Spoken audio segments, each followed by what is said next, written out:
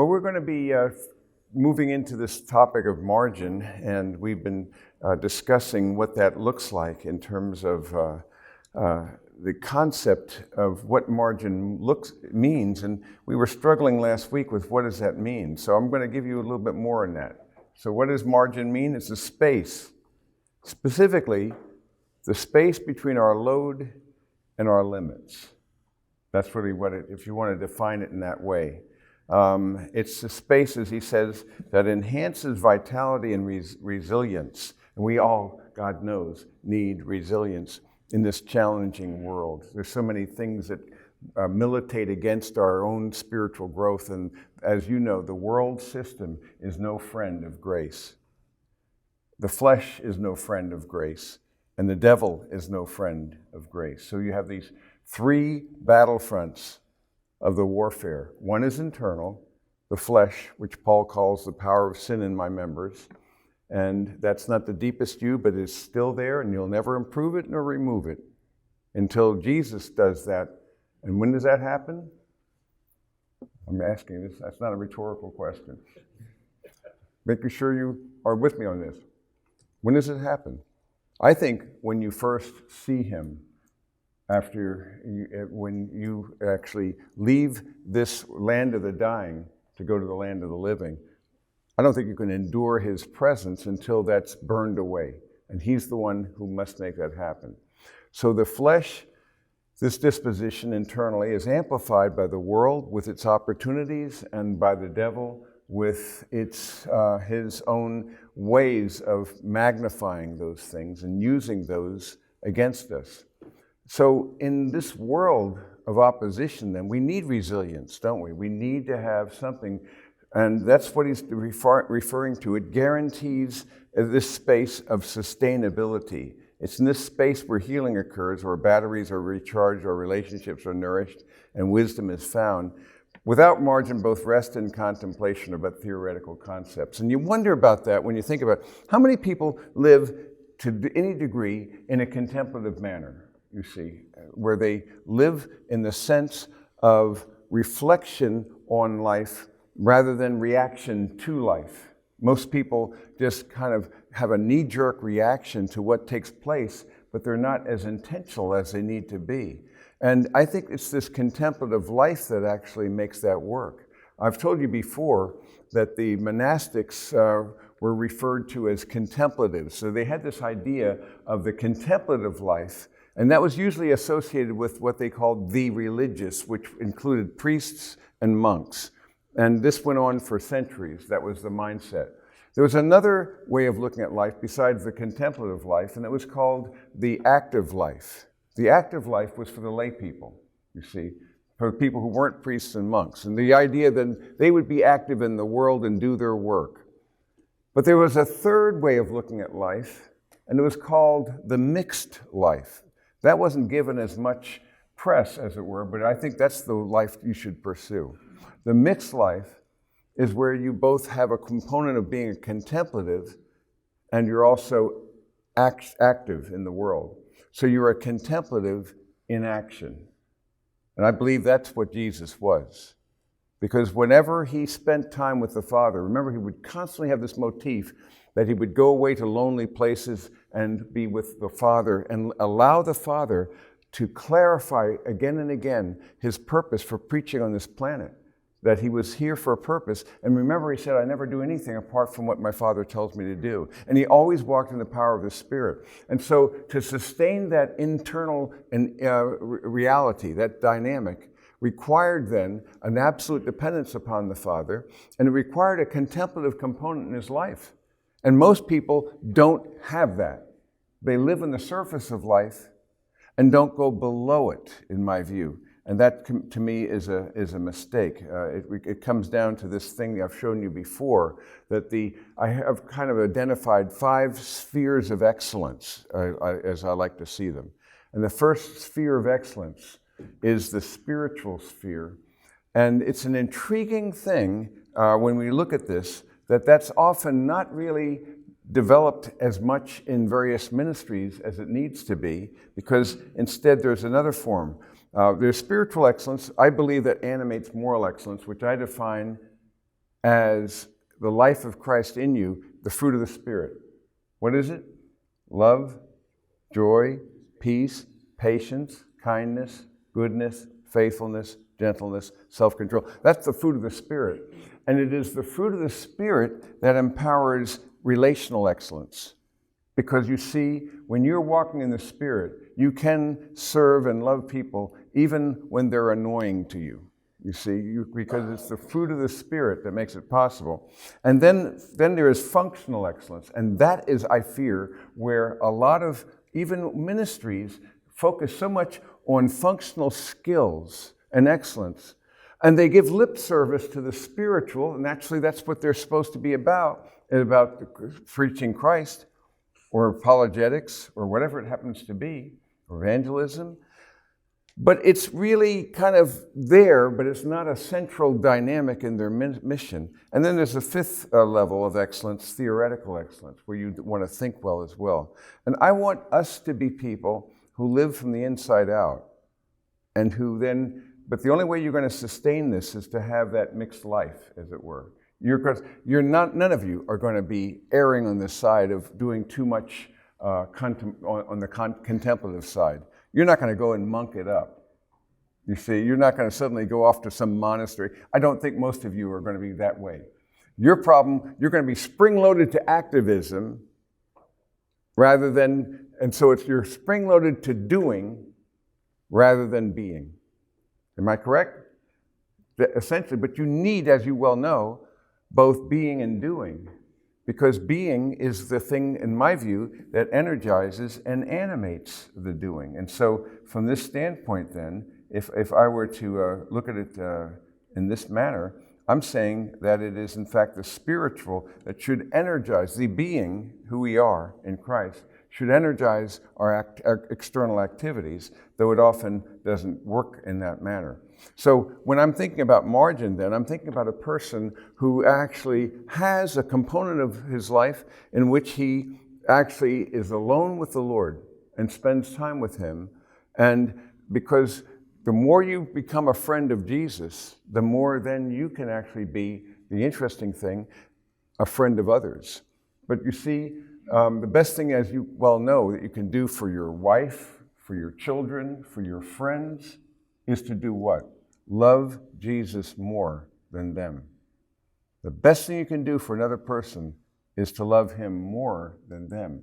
The amazing thought is that this isn't some kind of a zero-sum game, but the more you invest in him, in that relationship, the more you're empowered then to be effective in your relationships with others. It just makes complete sense, but we still push back against it because why?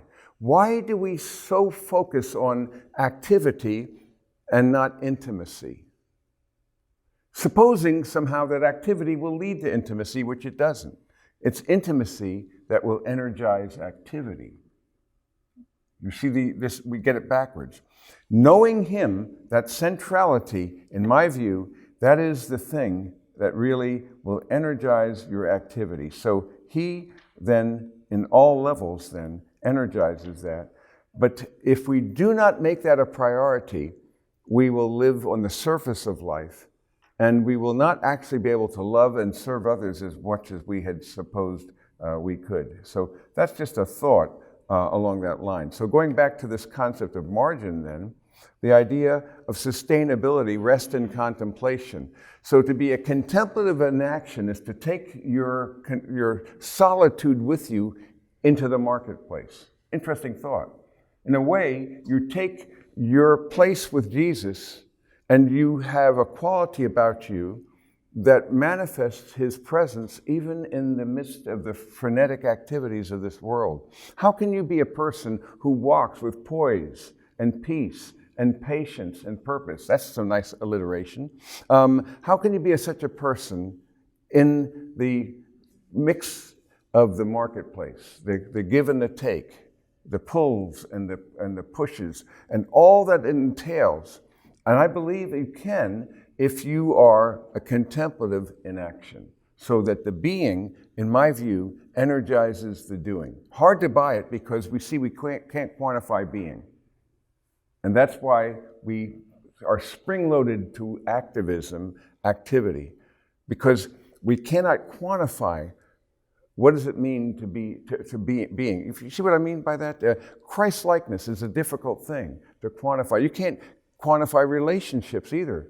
Again, I don't have a relationometer that measures relationships. I don't have a lovometer that measures love. And yet we know that anytime a person asked later in life, what would you have done more if you had to do over again? What do they always say? There are several things, but one thing that's always a common: spend more time with people, with significant people, you see, with relationships. And by the way, your progeny doesn't have to be biological. Your real progeny may well be some people that are not related to you at all. And in a real sense, they become your family.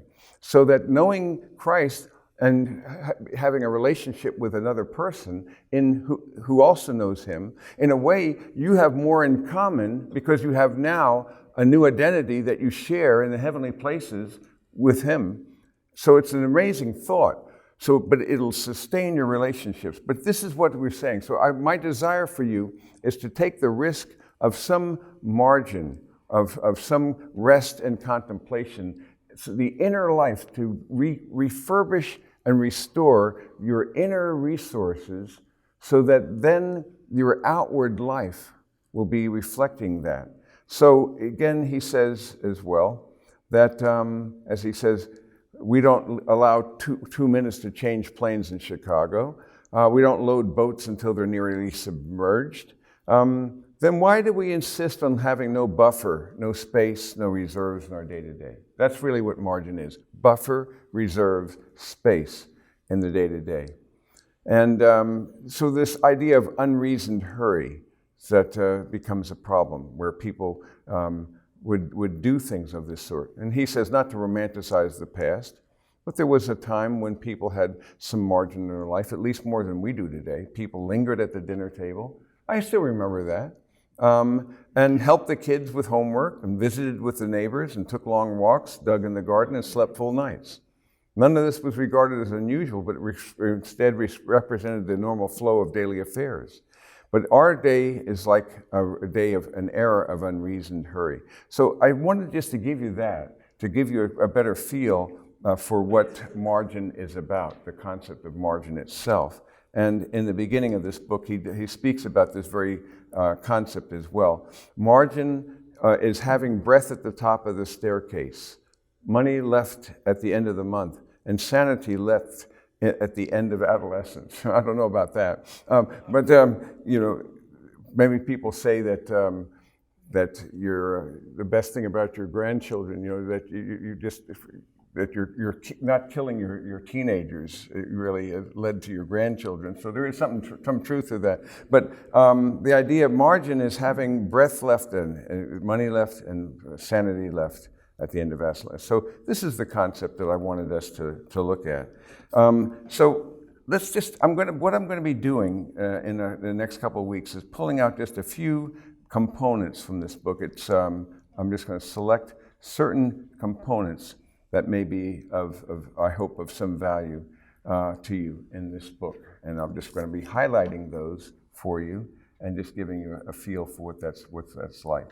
So as he says here, we put armaments in the hands of our hostility, litigation at the hands of our cynicism, affluence in the hands of our greed, the media in the hands of our decadence, advertisements in the hands of our discontent, pornographies in the hands of our lust, and education in the hands of our pride. These have not been stabilizing developments, trying to solve our problems by giving more power, like trying to tame the wolf by letting it play with the lamb. It's an interesting way of putting that. But the concept here, jumping ahead to these 5 environments, most of our progress turns out to be in the physical and cognitive realms. Most of our pain, social, emotional, spiritual. It's an interesting thought. When you think about the physical environment, at least in terms of wealth, technology, and health, the material world, there has been evident progress, though a lot of setbacks as well when we look at it. But in the cognitive environment, just think about what's been developed, what we've been able to come up with.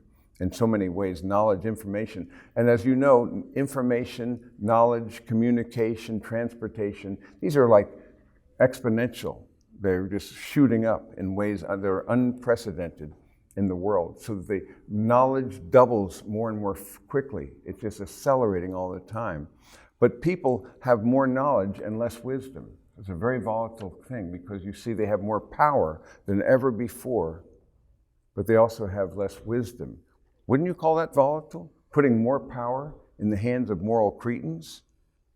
Because that's what you're dealing with here. But instead of wringing my hands in despair, I always go back to a biblical vantage point and recognize that we're in a divine comedy with 4 acts. It began well and it's going to end well. And that's the way we look at it. So I realize the king is ready to come and he's preparing things for the next act. And so we see these things, but rather than wringing my hands and cursing the darkness, my job, and yours as well, is to say, how much time then does this remind me that I have left? It's very little, less than you might suppose. And we have to have that. Part of the prayer was teach us to number our days that we may present to you a heart of wisdom. And that is really the heart. Recognize how brief, how ephemeral, how transitory our earthbound sojourn really is. It's so fleeting. And it's scary when you have your 50th birthday and you remembered you remembered when you were 50, how very vividly it was when you were 20, you see, and it was like that was just like yesterday. And I wake up in the morning, I say, how did this happen to me? You see, I look in the mirror. The reason why we're not shocked because it's gradual. But if you do a fast forward on your life, which is interesting, there are some videos that do this actually. It's very clever, where they actually have a beautiful baby and then you see it and slowly morphing from one to another as it grows older and finally gets to the point where you see the painful morbidity of decrepitude. That is to say, we are all wearing out.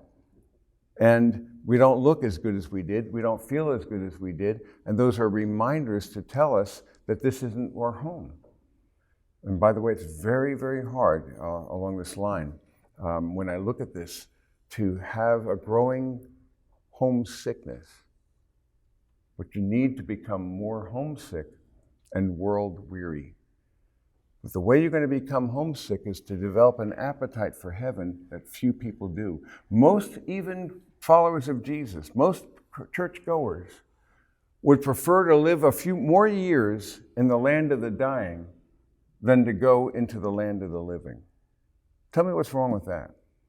You see, there's something upside down about our way of thinking. So even in the physical and cognitive, as well as we've made progress, there's downsides to that. And certainly our social conditions, our emotional environment, and our spiritual environment have been tremendously under siege. And so there's a huge component of that as well. So these are just a few thoughts here that I wanted to just pull out. And then I'm jumping ahead a bit to the next part because I'm just being highly selective. And in page 71, he talks about these little things that I think would be very helpful as gets a general sense of what things one can do to push against that downward pull so that you have at least enough margin to cultivate the spiritual qualities of life so that you are not just a human doing, but you're a human being. And so that you have to be a person who cultivates the interior garden of your life so that then the external fruit, when you send your roots downwards, you send the fruit upward. And the deeper the roots and the stronger the root systems are, the greater the fruit will be, the better the fruit will be. But the problem is, people don't focus on the roots. They focus on the exterior. They don't focus on the foundation, but on the building.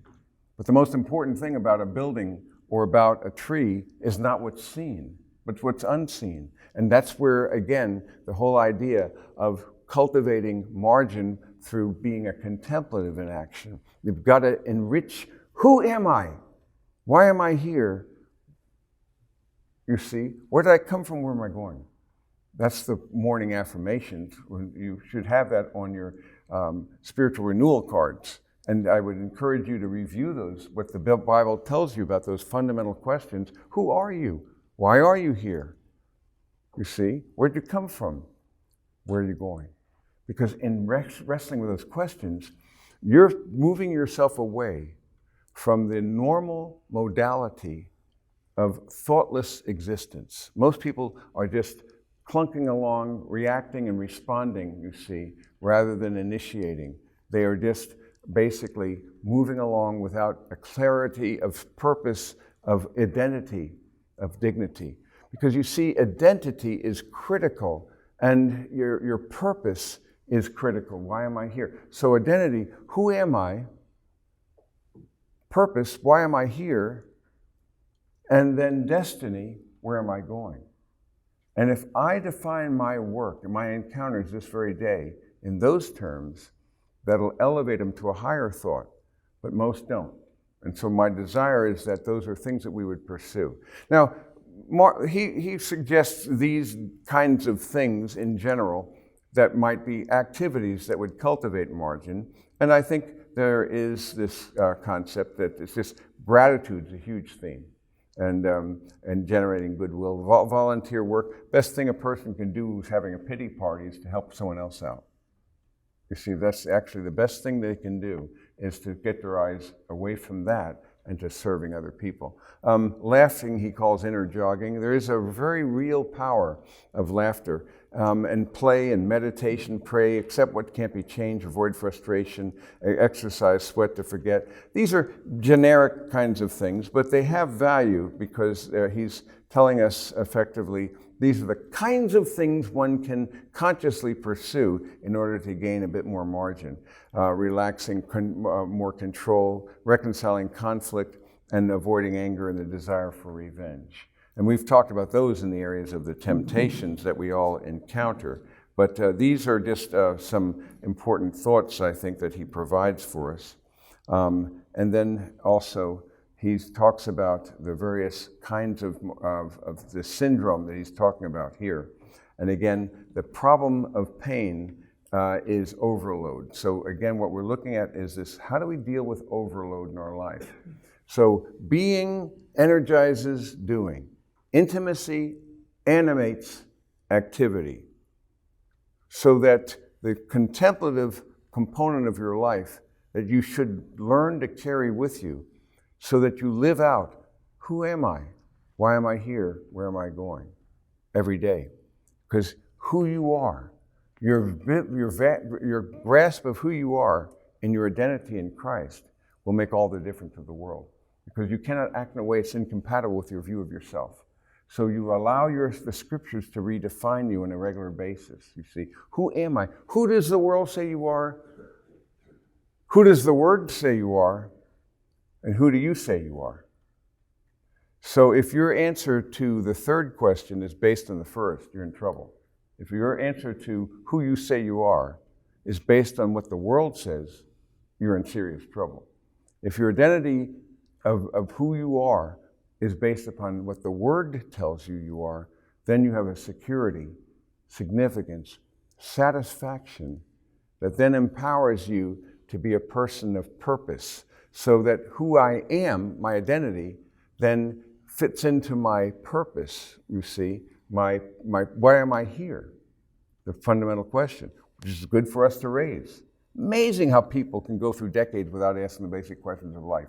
Where did I come from? Why am I here? Who am I? Where am I going? But that's what we're inviting you to do, to live in such a way that you're thinking clearly about those factors. And then, in light of that, then, where are you going? So always let the destiny determine the whole journey, so that you and I are heading toward home, and we need to cultivate an appetite for home.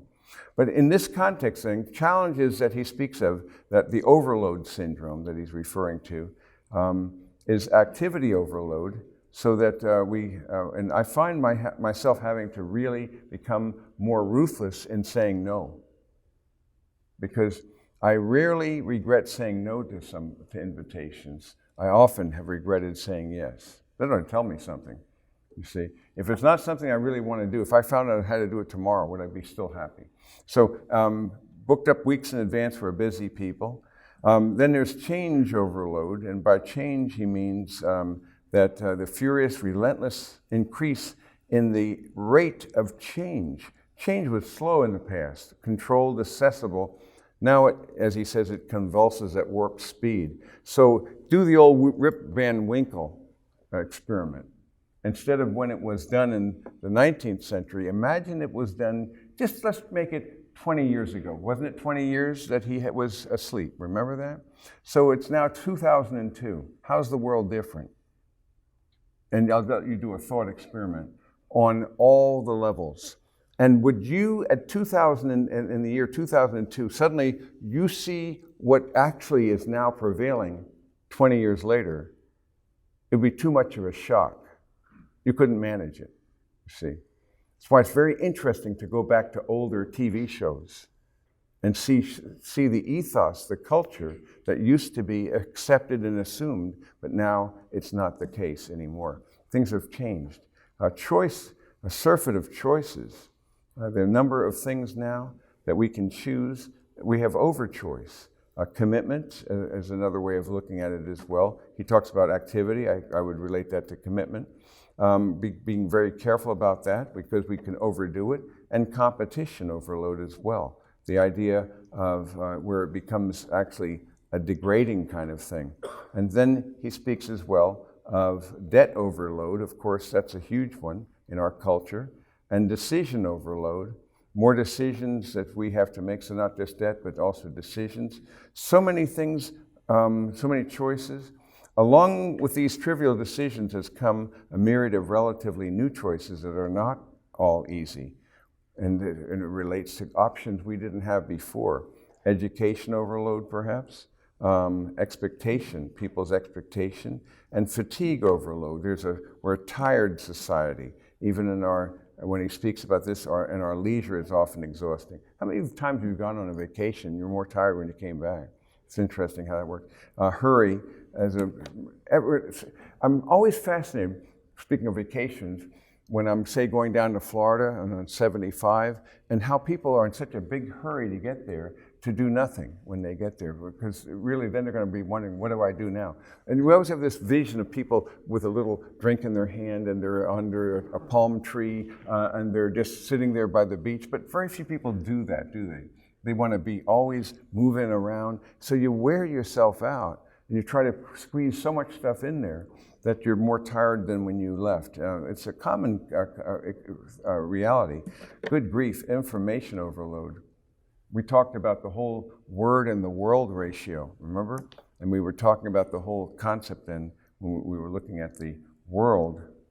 And where I was talking about, I'm being generous if I say on average, it might be 10 hours in the world with 1 hour to the Word. Interesting. And I define the Word as more than just the Bible. It's even an appreciation of the created order.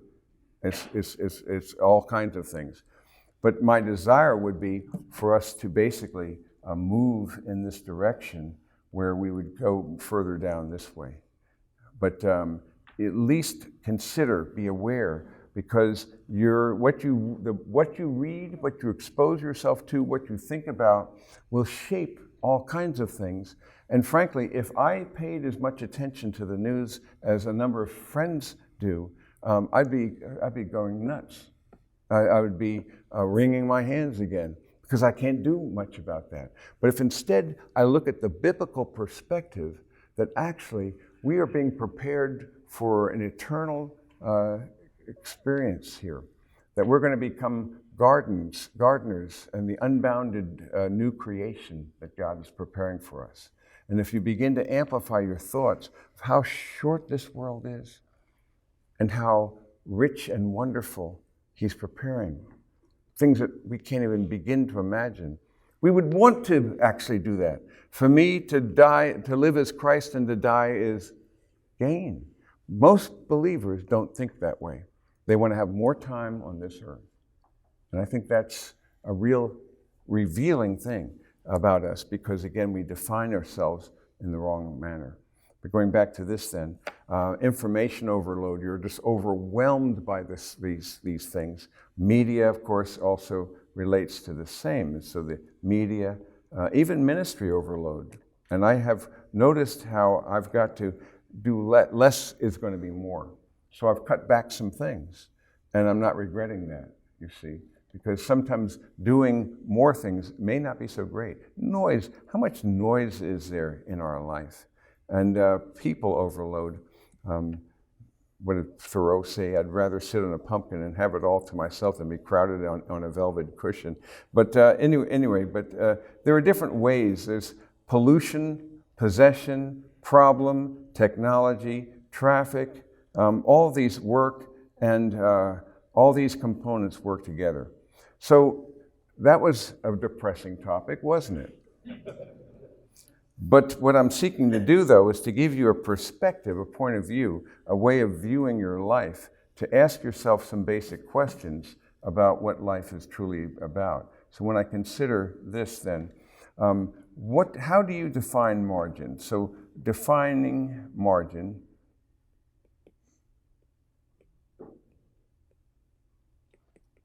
in your life, what would that look like in your life? So what I mean here is, what would I want? What kind of margin would I want that I don't have? So really define, you might just as well say identify. Or we could put it this way, maybe we should say identify those components in your life that need more margin, and that's probably a way of doing it.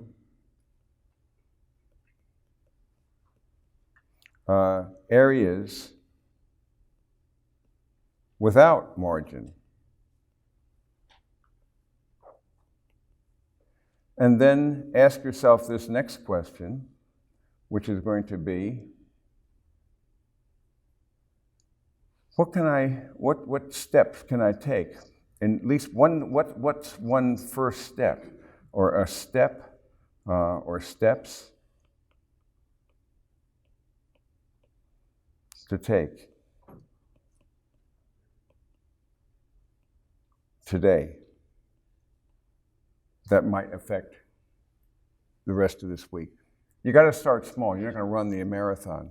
But so what do I want? In other words, really what you're saying is define margin. What do you want? What's the challenge you see? So what's keeping you from having that? And what steps can I take to move in that direction? But be very specific, maybe one or two things to discuss around your table. So that's what this is. What was the best insight you got at one of your tables?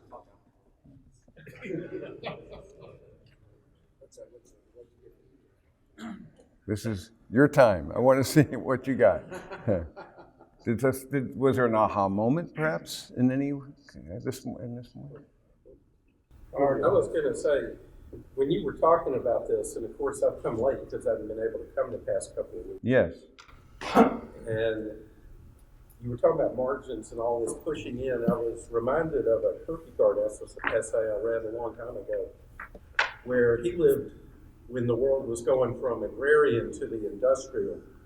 And he was, the idea was the father would leave the home now, and the son go to a factory to make more money than they could on their family farm or on their fishing boat, so that they could better the life of their family. Mm-hmm. But what he was saying is, that's 8 to 10 hours a day of no leadership in the family. That's 8 to 10 hours a day of no communication with the family. That's a good point, yeah. And this industrialization was fragmenting the family in an indirect way. Yes. So what I'm saying is the new computer world is doing even more so. It's a force multiplier. So what he's saying, if you didn't get to hear all of it, but he's using an example of Soren Kierkegaard, who was writing at the cusp of this new industrial era. And as you know, it was a radical change to go from an agrarian to an industrial culture. And the point that he's making, and it's often overlooked, is that in an agrarian culture, there was always the influence of the generations. It was always a multi-generational enterprise, wasn't it? And there'd be wisdom learned from the sagacity of the elderly, and there'd be the father and the son, and they're working together. There's a whole model of being an apprentice was also associated with that, where you'd become an apprentice, and then a journeyman, and later you'd become a master, and then you'd convey that to the next. All that was consistent with something that was along that line. Now, there were great gains, technological gains. Who wouldn't want the greater ease and so forth? But what price do we pay for getting that? And then when you think about now moving from an industrial to an informational culture, that radical transformation into this world now of AI, and the whole movement into an artificial reality that becomes more and more defining, especially with children. So anyone who's, say, in their 20s and below are in another world than we were when we were, unless, many of us were, I just realize how radically different that is. So what if the industrial to the agricultural was a great change, I think the informational to the industrial is even more radical, because it's isolating people from and fragmenting them from one another through social media, interestingly enough. And then you also have their concerns are more with gaming and with an artificial world of your own, perhaps your own creation and so forth, highly addictive, and also not related to actual information in the world itself. So that people can become abysmally ignorant about history and so forth, so that we now have a kind of what I've called a cultural autism, so that a collective autism is taking place, where they're less able to relate to people because they're autistic. They can't relate to outsiders, you see. But the culture informs that, because it's and they're culturally autistic. They're also their apathy, a collective apathy, and a collective amnesia. They don't know history at all. Go watch an episode of Jaywalking sometime. Remember the old Jay Leno's thing he was doing? And it was depressing. It was years ago. It's even worse now. I can guarantee you. It's not getting better. Where people can't distinguish the Civil War from the Vietnamese War. They don't get any of this stuff, nor do they care to get it. So that's another component as well. Yes, there was a question, yes. One thing I saw an article yesterday that said that race is going to, with AI, race is going to become a complete non-issue, as is identity, because it's all going to be artificial. It won't be, race will be nothing. It's fascinating. I didn't think that ever occurred. Yeah, well, things are being redefined for us, whether we like it or not, even as we speak, on all kinds of things that are going on. And again, I go back to my perspective, from a biblical perspective. I see the storm, I see the multiplication and the amplification of the hurricane in which we are immersed. And to live in the eye means you have to continue to move. You can't just be static where the hurricane will get you. So you have to be moving by the power of the Spirit to stay in the center, that eye. But I promise you, it doesn't take much faith to believe that the force will continue to grow of this hurricane. And it's growing and growing. And then the only way you can live with peace, poise, say margin, the idea of having an inner margin, gratitude, contentment, and joy cultivate in the interior quality of life that makes life worthwhile, sustainable. In spite of the absurdities that surround us, we can walk with gratitude and contentment, which are choices, and stay in the eye of the hurricane. You know the metaphor I use, riding the thermals of the Spirit to stay in the eye. And that is a wise and good thing for us to do. And the more we are Spirit-led, and the more we, again, to use that little trilogy that I use every morning as I wake up, because I talk about I'm going to be gratitude, you see. So you have love and gratitude is the first one. and then commit and depend. And by that I mean depend is what? Trust the Father, abide in the Son, walk by the Spirit, and then commit and obey. Go back to that. Trust the Father, abide in the Son, walk by the Spirit. If you can carry that with you, you're bringing margin with you. You're bringing an interior quality about yourself. You're bringing a peace and a poise and a perspective and a purpose to the frenetic activities in this world. And so that, again, you're contemplative in action. If you choose to do it that way, but you're going to choose to succumb to those forces, or you're going to focus on the things that really matter. And in my own discussion, this is the verse that I constantly go back to. By the way, one of the folks in my Zoom call was talking about margin on a piece of paper. It's an interesting thing. One of the reasons why I hate, there's this one guy I knew who wrote his papers and typed them out, and there was zero margin. On the top and the bottom, I couldn't stand, it was so uninviting, I couldn't stand reading it. We need margin. That's actually one of the reasons, by the way, why we actually have done this in the Jesus in his own words. Lots of margin there. There's a lot of blank space. Empty space, negative space is a good thing, you see, because you want that. You want some freedom to move around and so forth, and that's a powerful thing. So I would leave you then with this text of Scripture. You know it well, but I want you to live it better. I want you to live it out and to ask yourself, what does this verse, Philippians 4:8, look like in my life today?